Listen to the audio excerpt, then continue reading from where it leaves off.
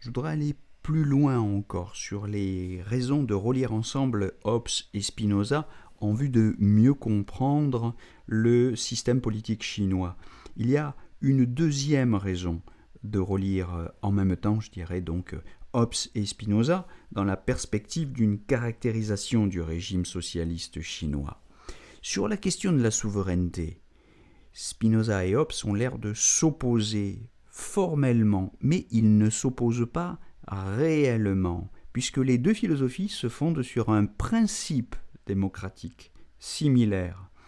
Or, la démocratie socialiste chinoise invite à voir, au-delà justement des formes de gouvernement qu'elle combine, une réalité plus essentielle de la politique, également centrée sur la souveraineté du peuple.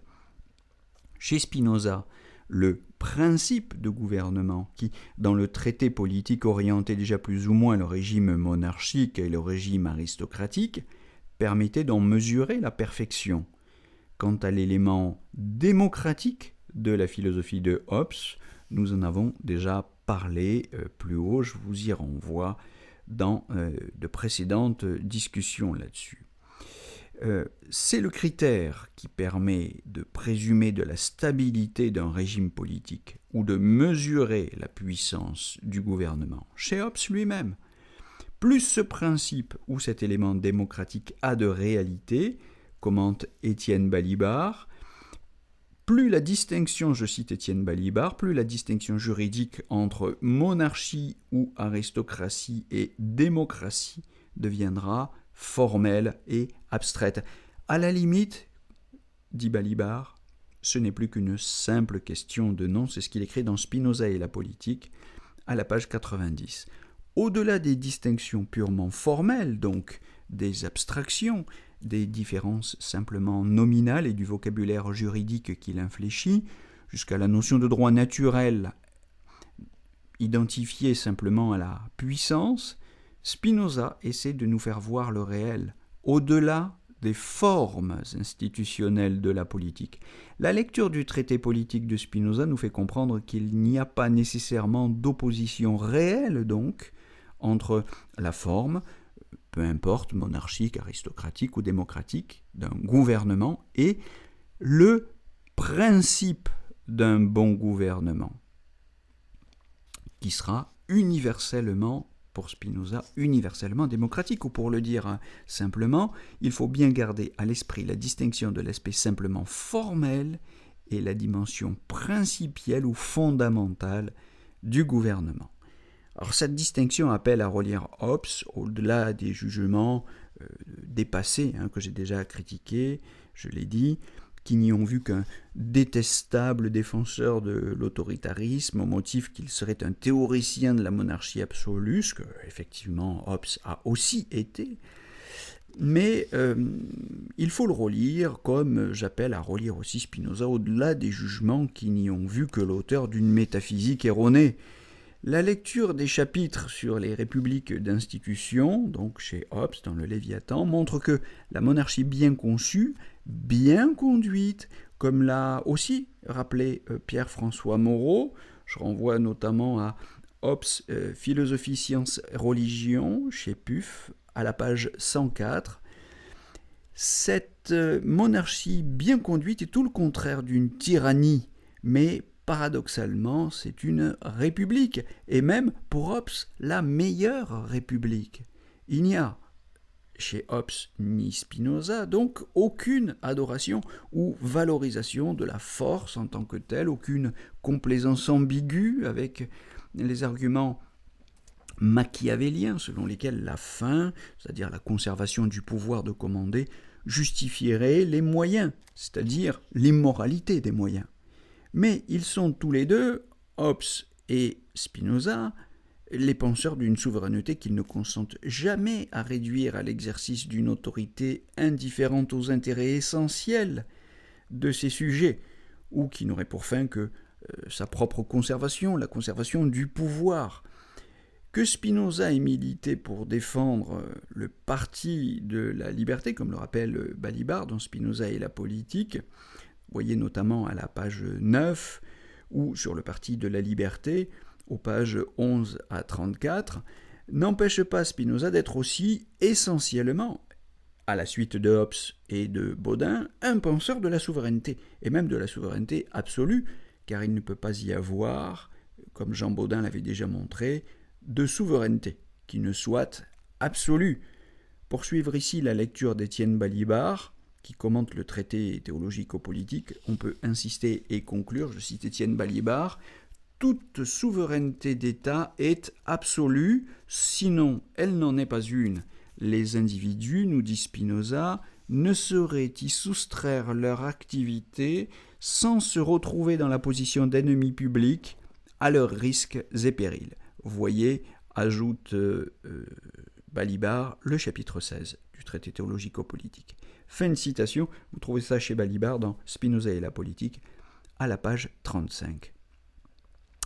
En vue d'éclairer le débat critique donc sur la nature démocratique des démocraties électorales et de la démocratie consultative à la chinoise, je reviens à mon sujet, la détermination d'un critère ou principe démocratique est donc, vous le comprenez, absolument essentielle pour Spinoza comme pour moi présentement par rapport à ma réflexion sur la Chine.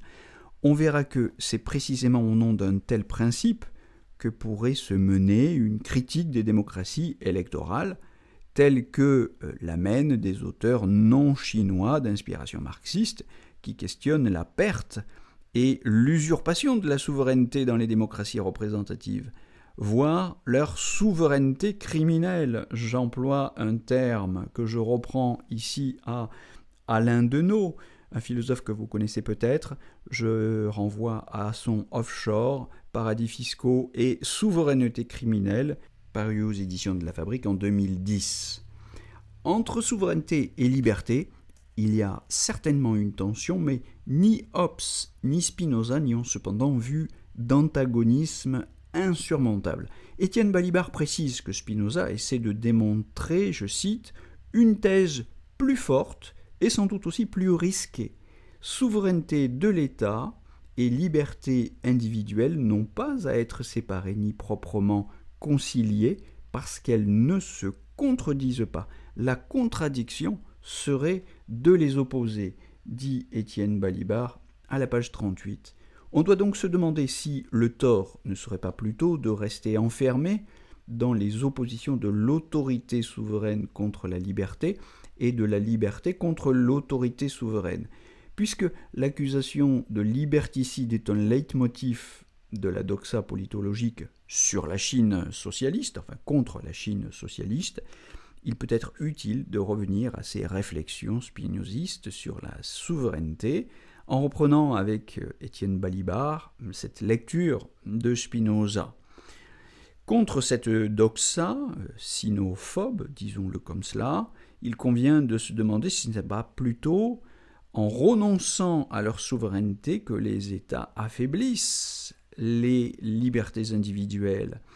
Que signifie encore la liberté des citoyens quand les États privilégient les demandes d'instances supranationales, supra-étatiques, instances supérieures à celles des peuples dont les paroles sont bafouées en dépit des modalités du gouvernement représentatif qui réussit plus ou moins à donner le change, parce que ce transfert de souveraineté est tout simplement une aliénation de la souveraineté, c'est-à-dire un renoncement à la souveraineté.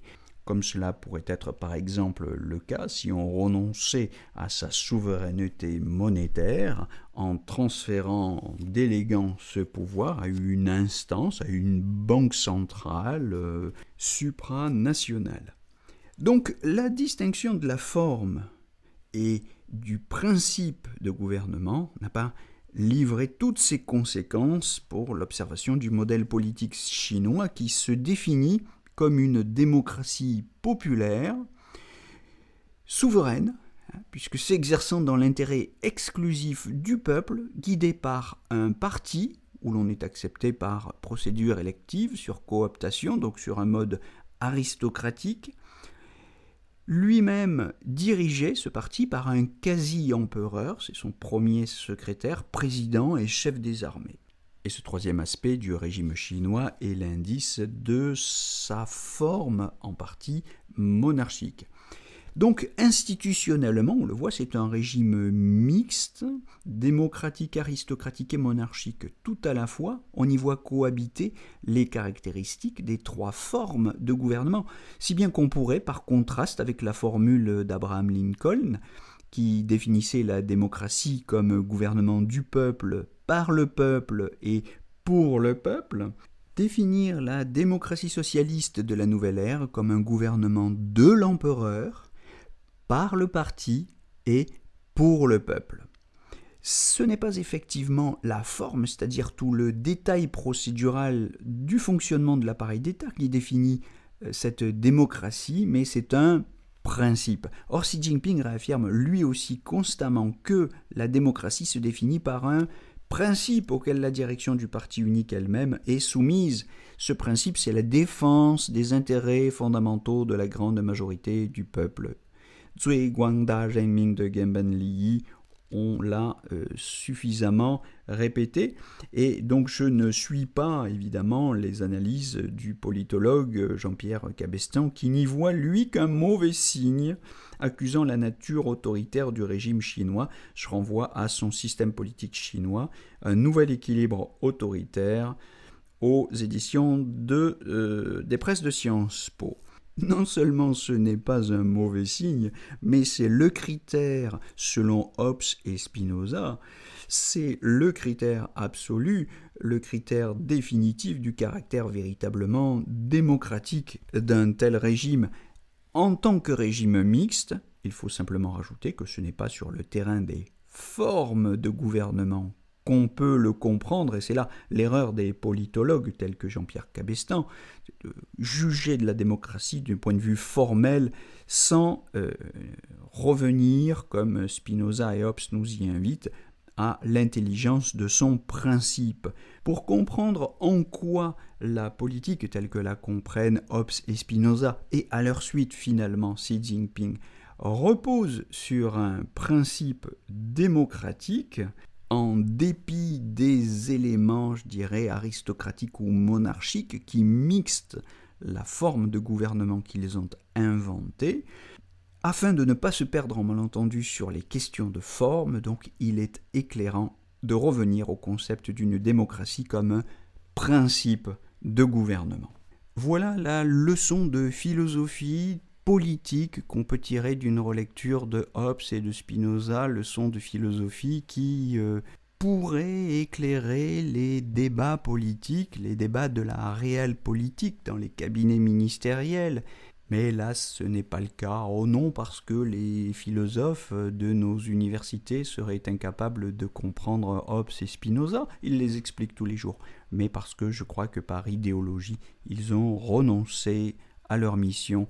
Eh bien, cela ne nous empêche pas, loin des bancs de l'université, de faire le travail et d'inviter les professionnels de la politique, d'alerter les professionnels de la politique sur ces questions fondamentales et sur les éclairages originaux que la philosophie propose, dans le but, non pas d'infléchir les décisions politiques dans un sens plutôt que dans l'autre, ce n'est pas la mission d'un philosophe, mais d'éclairer ces décisions sur la base d'informations complètes, plus complètes et de bonne foi. Voilà, ce qui fait aujourd'hui défaut à l'université ou à ces politologues que j'évoquais, je citais Jean-Pierre Cabestan par exemple, ce n'est pas leur compétence, c'est leur bonne foi. Un manque de bonne foi qui se mesure à la virulence avec laquelle ils évacuent du champ des études universitaires toutes ces questions qui posent pourtant problème. Or, le sens de la philosophie n'est pas de trancher les questions, de les fermer, mais au contraire de les ouvrir. Je ne cesserai de le répéter. Eh bien, je vous propose de continuer cet exercice d'ouverture des questions en approfondissant le sens de la démocratie spinoziste par une réflexion sur la puissance. Je vous donne rendez-vous pour ça dans un prochain podcast et je vous souhaite en attendant une belle journée à tous.